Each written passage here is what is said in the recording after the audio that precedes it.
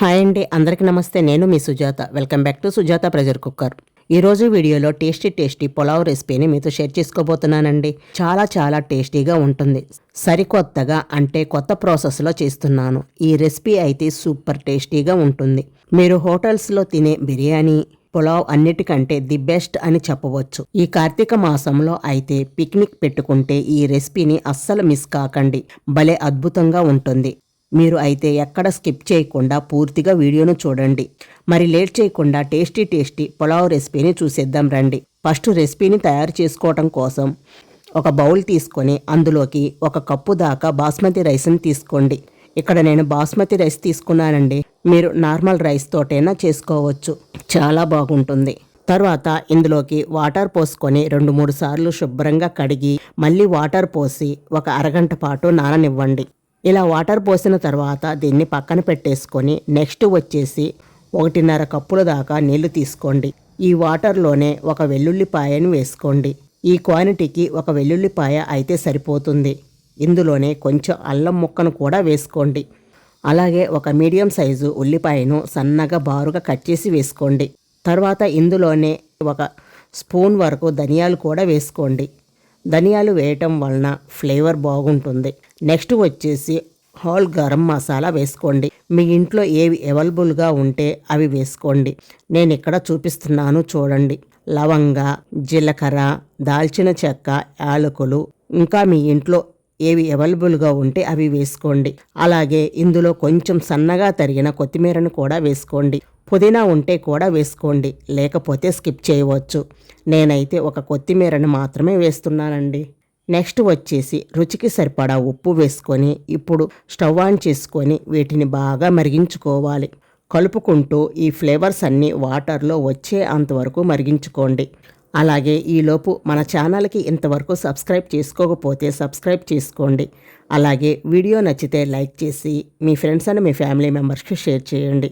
చూడండి, ఇలా వాటర్ బాగా మరిగిన తర్వాత ఫ్లేవర్స్ అన్నీ వాటర్లోకి వచ్చాక స్టవ్ ఆఫ్ చేసి వీటిని పక్కన పెట్టేసుకోండి. నెక్స్ట్ వచ్చేసి ఒక బౌల్లోకి వడకట్టేసుకొని పక్కన పెట్టేసుకోండి.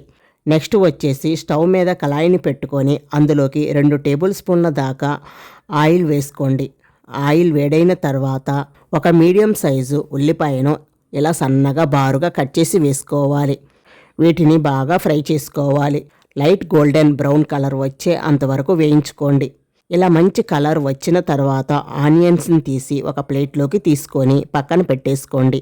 ఈ బ్రౌన్ ఆనియన్స్ కూడా ఈ పులావ్లోకి మంచి రుచి వస్తుంది కాబట్టి ఇలా వేయించి పక్కన పెట్టేసుకోండి. నెక్స్ట్ వచ్చేసి అదే ఆయిల్లోకి 1 టేబుల్ స్పూన్ దాకా జీలకర్ర వేసుకోండి. అలాగే ఒక 2 బంగాళదుంపలను అయితే కొంచెం పెద్ద ముక్కలుగా అయితే కట్ చేసి వేసుకోండి. ఇప్పుడు ఒక 2 నిమిషాల పాటు మూత పెట్టి ఫ్రై చేయండి. ఇలా కొంచెం ఫ్రై అయిన తర్వాత ఇప్పుడు ఇందులోకి కచ్చా పచ్చాగా దంచుకున్న అల్లం వెల్లుల్లి పేస్ట్ 1 టేబుల్ స్పూన్ దాకా వేసుకోండి. అల్లం పచ్చి వాసన పోయే అంతవరకు ఫ్రై చేయండి. తర్వాత ఇందులోకి 1 టేబుల్ స్పూన్ దాకా పచ్చిమిర్చిని ఇలా కచ్చా పచ్చాగా దంచి వేసుకోండి. నేనైతే 2 లేదా 3 పచ్చిమిర్చిని అయితే దంచి వేశానండి. ఇవి కొంచెం ఫ్రై అయిన తర్వాత ఇందులోకి 1 మీడియం సైజు టమోటాని ఇలా పెద్ద ముక్కలుగా కట్ చేసి వేసుకోండి. వీటిని కూడా ఒకసారి కలిపి మూత పెట్టి కుక్ చేసుకోవాలి. 2 నిమిషాలు కుక్ చేసుకుంటే సరిపోతుంది. ఇలా కొంచెం కుక్ అయిన తర్వాత ఇప్పుడు వాటర్కి సరిపడా సాల్ట్ వేసుకున్నాము కదా. ఇప్పుడు ఈ వెజిటేబుల్స్కి సరిపడా ఉప్పు వేసుకొని సాల్ట్ అంతా కలిసిపోయి మళ్ళీ మూత పెట్టుకొని కుక్ చేసుకోవాలి. ఆ టమాటా అనేది మెత్తబడే అంతవరకు మగ్గించండి. ఇలా టమాటా కొంచెం మెత్తబడిన తర్వాత ఇందులోకి ముందుగా రెడీ చేసి పెట్టుకున్న బ్రౌన్ ఆనియన్స్ కొన్నింటిని వేసుకోండి. అన్నింటిని వేసుకోవద్దు, కొన్నింటిని వేసుకొని ఒకసారి బాగా కలిపేసుకోండి. ఈ బ్రౌన్ ఆనియన్స్ వేయటం వలన ఫ్లేవర్ చాలా రుచిగా ఉంటుంది. తర్వాత ముందుగా మరిగించుకున్న వాటర్ని ఇలా ఫిల్టర్ చేసుకోండి. ఇలా వాటర్ అన్నీ వేసుకున్న తర్వాత ఒకసారి కలిపి మూత పెట్టుకొని మరిగించాలి. ఇలా వాటర్ మరుగుతున్నప్పుడు ముందుగా మనం అరగంట పాటు బాస్మతి రైస్ని నానబెట్టుకున్నాం కదండి, ఆ బియ్యాన్ని ఇందులో వేసేసుకోవాలి. ఇక్కడ బాస్మతి రైస్తోనే చేయాల్సిన అవసరం లేదండి. ఏ నార్మల్ రైస్తోనైనా చేసినా కూడా చాలా టేస్ట్గా ఉంటుంది. కాకపోతే ఇలా ఏ నార్మల్ రైస్ తోటైనా చేసుకోవచ్చు. కాకపోతే నానబెట్టుకొని చేసుకుంటే రైస్ అనేది విడివిడిగా భలే రుచిగా ఉంటుంది. ఇలా 1 నిమిషం ఉడికించిన తర్వాత ఒక పావు టేబుల్ స్పూన్ దాకా గరం మసాలా పౌడర్ లేదా బిర్యానీ మసాలా పౌడర్ ఉంటే వేసుకొని తర్వాత ఒక టేబుల్ స్పూన్ దాకా నెయ్యి వేసుకోండి. టేస్ట్ చాలా బాగుంటుంది. ఇలా సగం ఉడికిన తర్వాత ఇందులో హాఫ్ లెమన్ అయితే ఇలా పిండేసి మూత పెట్టి మీడియం టు లో ఫ్లేమ్లో పెట్టుకొని కుక్ చేసుకోండి. ఇలా 85% కుక్ అయిన తర్వాత ఇప్పుడు ఇందులోకి మనం ముందుగానే ఫ్రై చేసి పెట్టుకున్న బ్రౌన్ ఆనియన్స్ ఉన్నాయి కదండి, ఆ ఆనియన్స్ మొత్తాన్ని వేసేసుకోండి. పైనుంచి కొంచెం కొత్తిమీర తరుగు అలాగే 2 లేదా 3 పచ్చిమిర్చిని ఇలా వేసేసేయండి. నెక్స్ట్ అయితే పైనుంచి ఒక స్పూన్ నెయ్యి కానీ బటర్ కానీ వేసుకోండి. టేస్ట్ చాలా బాగుంటుంది. కావాలంటే పైనుంచి కొంచెం గరం మసాలా కూడా వేసుకోండి. 1 నిమిషం పాటు మూత పెట్టి లో ఫ్లేమ్లో మగ్గించండి.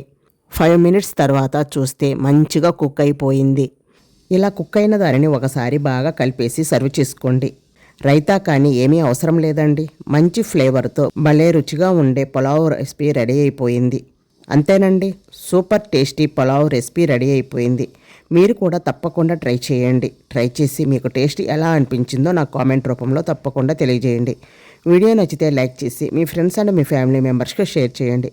అలాగే మరిన్ని సింపుల్ అండ్ టేస్టీ రెసిపీస్ కోసం సుజాత ప్రెషర్ కుక్కర్ యూట్యూబ్ ఛానల్ని తప్పకుండా సబ్స్క్రైబ్ చేసుకోండి. Thank you for watching.